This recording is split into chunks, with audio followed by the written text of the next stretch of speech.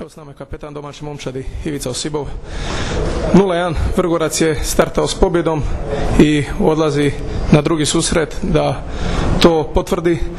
Može li se Split vratiti? Pa naravno, ja bih čak rekao da je ovo dobar rezultat za nas. Sad moramo dobiti Vrgorcu. Šteta samo ozljede Juke i mene treba vidjeti, to je najgore što se desi na ovoj utakmici, poraz ko poraz. Pošteno smo igrali, imali smo svoje prilike kao i Vrgorac, ovaj put su bili sretniji i sad smo izgubili prednost domaćeg terena, međutim idemo u Vrgorac i onako da kad smo planirali biti prvaci moramo dobiti Vrgorcu, pa sad ćemo morati 2 puta.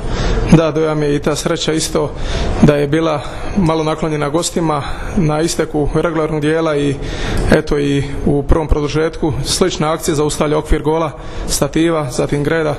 Pa je, imali smo prilike, nismo zabili, Vrgorac je zabija i po meni ok, mislim da Vrgorac bolje otvorio ekipu, bolje otvorio utakmicu, ima neke izglednije prilike, mi smo tako rekao iz cijelu utakmicu kontrolirali posjed baluna, međutim nismo zabili kad smo trebali, na 1-1 smo imali prečku stativu, nije tilo, iz neke polukontre smo opet dali gol za 2-1 i nije lako ganja rezultat, pogotovo zato što Vrgorac igra jako povučeno i nije lako to probiti. Atmosfera na gripama poput one u Vrgoračkom domu športova?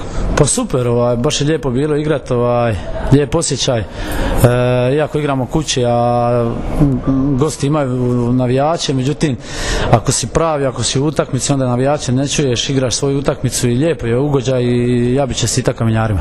Preostaje nam samo poželiti vam sreću sada uzvratu već u utorak u Vrgorcu. Hvala lijepa.